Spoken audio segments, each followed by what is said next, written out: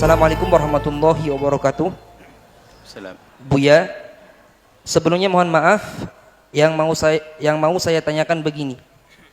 Begini Buya, ada sebagian orang menganggap celana cingkrang dan cadar adalah identitas aliran radikal. Apakah benar begitu Buya? Dan apakah bisa dibenarkan? Jika karena anggapan itu, maka aparat negara akan memberlakukan aturan pelarangan cadar dan celana cingkrang, baik dalam lingkup terbatas maupun secara umum. Terima kasih jawabannya Buya. Ada berita mungkin yang pernah sampai ke telinga, misalnya tentang wacana pelarangan cadar dan sebagainya.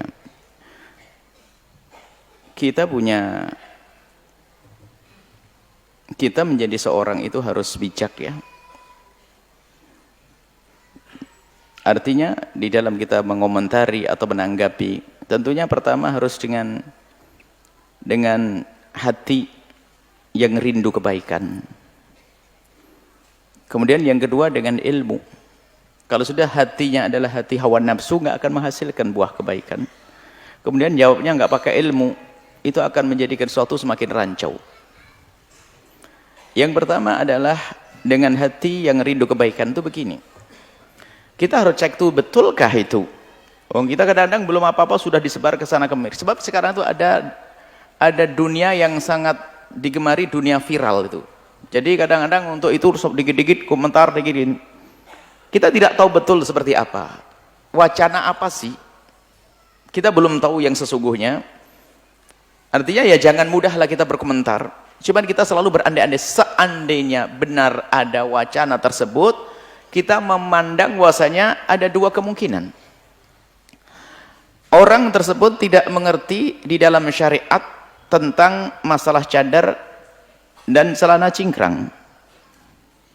Belum mengerti tentang hukumnya secara fikih barangkali. Atau dia mengerti akan tapi dia salah di dalam menilai sebuah kelompok.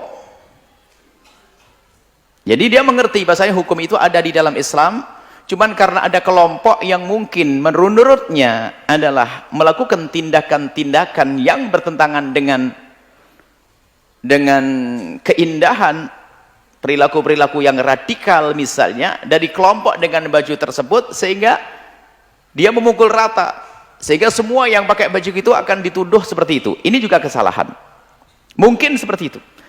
Kalau yang pertama dia belum tahu hukumnya maka belajar. Dan di majelis ini sering ada orang bertanya bagaimana hukumnya pakai cadar, sudah disebutkan para ulama. Kita bukan baku tidak menjelaskan hukum cadar. Cadar adalah syar'i. Hanya dalam ulama berbeda pendapat. Jumhur ulama mengatakan cadar adalah wajib. Kalau sudah kata wajib ini syar'i, bukan urusan tradisi, enggak. Tapi pendapat yang kedua adalah enggak wajib. Sebagian ulama, kebanyakan ulama mengatakan sekujur tubuh di depan kompriah harus ditutup, termasuk wajah dan telapak tangan. Tapi pendapat yang kedua adalah sekujur tubuh kecuali wajah dan telapak tangan. Karena ini adalah pendapat ulama, kita leluasa, mana saja dipakai masuk wilayah pendapat ulama. Bukan berarti yang pakai cadar melanggar atau yang tidak pakai cadar melanggar. Ini perbedaan ulama. Makanya disebut tidak wajib kita menggunakan pakai cadar. Biarpun sudah banyak pakai cadar ini. Tapi tidak kita wajibkan karena ada pilihan di sini. Lah kalau orang punya wawasan ini adalah pilihan, ada dua pendapat yang nggak perlu dong dipaksa tidak pakai cadar atau pakai cadar. Wong ulama adalah berbeda dan ini adalah keluasan bagi kita untuk memilih. Maka sangat tidak bijak kalau saya misalnya di dalam sebuah urusan kenegaraan misalnya menjadikan satu model yang tujuannya adalah alasannya menghindari kekerasan dan sebagainya. Sementara belum tentu orang yang bercadar adalah kelompok radikal. Ini kan cadar semuanya. Ini cadar. Jadi ini yang pertama seperti itu, fahami makna ilmu. Kemudian selagi ulama berbeda pendapat dalam hal ini, tentunya kita jangan sampai menjadikan perbedaan pendapat ini seolah-olah tidak ada lagi perbedaan.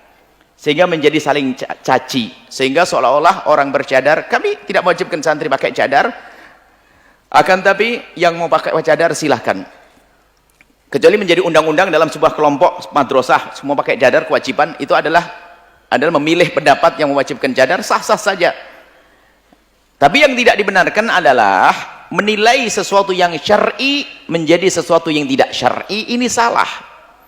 Misalnya ada satu kelompok yang dengan menggunakan cadar misalnya, kemudian melakukan satu tindakan yang merugikan atau yang disebut dengan istilah radikal, itu ya kelompok tersebut saja, bukan semua orang pakai cadar. Orang bijak harus mengerti itu.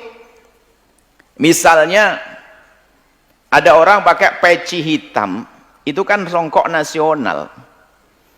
Kemudian ada tak taunya ada orang pakai kelompok pakai peci hitam membuat satu kejahatan. Bukan berarti langsung kita tuduh semua orang pakai peci hitam kan? Ya kelompok itu saja yang nggak benar. Atau saja Pak polisi atau Pak tentara, ada tentara tiba-tiba pakai baju tentara ngerampok di mana? Di sebuah pakai baju tentara, pakai baju tentara merampok di sebuah supermarket. Ya tidak langsung tentaranya kita hantam semuanya. Ya, kita nggak bijak dong seperti itu. Ya kita lacak dari mana baju ini, siapa orangnya. Kalau memang oknum tentara, itu oknum bukan tentara, begitu.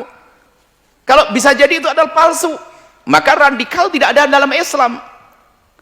Bukan urusan baju, bukan urusan ini, bukan urusan cadar, bukan pakai cadar. Oh yang ngebom juga ada kok, bahkan yang ngebom bukan di luar Islam juga ada radikal kok. Yang membunuh tidak orang pakai cadar, nggak pakai baju juga ada, pakai baju seronok juga ada kok. Maksud kami bijak deh menanggapi permasalahan ini. Jadi kalau yang pertama ingat, jangan lupa, jangan buru-buru. Kadang-kadang orang tersebut tidak mengatakan sudah kita tuduh. Ini juga salah. Kita menuduh orang melarang pakai cadar, melarang pakai celana cingkrang, padahal belum tentu melarang misalnya. Berarti kita fitnah dong. Tapi kalau benar orang tersebut melarang misalnya, apalagi masih wacana, yuk kita diskusi. Mungkin dia tadi belum tahu hukumnya. Ada masalah celana cingkrang adalah lawannya adalah isbal, bukan cingkrang amat. Maksudnya celana di atas mata kaki. Ini untuk kaum pria saja. Ini ulama berbeda-beda. Kebanyakan mengatakan di bawah mata kaki adalah makruh. Sebagian mengatakan haram. Kan ada lagi pendapat ini. Turun sampai bawah mata kaki ada mengatakan haram, bahkan yang mengatakan mubah. Yang nggak boleh adalah khuyala dengan kesombongan. Manjarra thawbahu, barang siapa menurunkan baju yang bawah khuyala karena kesombongan, itu yang haram. Kalau dengan sombong, kata Imam Nawawi, mutlak itu haram. Kalau tidak, khilaf di antara ulama. Tapi kalau ada orang mengangkat celananya di atas mata kaki, disepakati itu nggak ada yang mengharamkan. Artinya kalau orang ngerti hukum ya nggak akan mempermasalah masalah ini. Kalau saya melihat ada anak, ada para santri yang sarungnya turun di bawah mata kaki, ya kita tidak keras-keras amat mengurusannya, perbedaan ulama. Tapi kalau sudah di atas mata kaki, pasti dia dibenarkan, nggak akan ada masalah. Kalau dia ngerti hukum kan begitu. Jadi kemudian yang harus kita amati, kok Indonesia ini kok sekarang gampang sekali ya disulut dengan permasalahannya. Nggak beres ini, beres itu. Sekarang urusan cadar, urusan celana cingkrang, besok urusan apa lagi? Negara ini yang diurusi masih lebih banyak lagi. Ini sudah diberesi para ulama, dan para ulama adem ayem, ulama yang sesungguhnya nggak mempermasalahkan. Ente pakai celana cingkrang di atas mata kaki adalah ajaran. Kalau anda pakai cadar, ajaran sudah, alhamdulillah. Akan tapi sekarang hal-hal semacam ini menjadi sibuk, makanya saya pun tidak terlalu amat sibuk. Mulai kemarin kalau ada orang bertanya melalui secara langsung, nggak usah komentar. Sudah jelas, ngapain harus komentari. Ini kebetulan kalau sudah pertanyaan masuk kita harus ngomong. Jadi jangan sampai kita ini menyibukkan satu hal-hal yang sudah jelas sebetulnya. Maka kami himbau kepada siapapun yang ingin membuat satu peraturan, kalau anda aparat, bertanya kepada ahlinya. Anda harus tahu diri anda sendiri. Tidak ada orang yang paripurna. Misalnya anda sebagai seorang mufti sekalipun di negeri ini, anda tidak akan mengetahui segalanya. Apakah menteri agama, anda tidak akan mengetahui segalanya. Nggak ada orang yang Imam Syafi'i full semuanya ilmu. Mungkin ada seorang alim mufti tapi ilmu kedokteran kurang. Urusan kedokteran tanya kepada dokter dong. Jangan urusan seorang mufti, seorang MUI, majelis ulama misalnya. Dia yang ngerti mungkin seorang alim selama ini hanya nyantri, punya ilmu agama, tapi ilmu yang lainnya belum. Sosiologi, psikologi dan yang lainnya belum mengerti, tanya kepada yang lainnya. Maksud kami, yuk kita semuanya atas dasar insaf mengetahui kadarnya. Jika aku tidak mampu, aku akan bertanya agar menghasilkan satu kesimpulan hukum atau fatwa atau satu aturan yang benar-benar atas dasar ilmu. Jangan hanya asal ceplos ngomong, itu berbahaya kalau sudah keluar. Kemudian ini, jika Anda menjadi seorang, apakah nanti jadi menteri agama atau menjadi seorang ketua MUI, seperti itu, tampung. Karena apa? Anda tidak mengetahui semuanya. Di sisi lain, kita, ya, kita sebagai orang yang rindu kebaikan kemuliaan, kalau kebetulan kok kita ini mempunyai seorang pemimpin dalam urusan apa?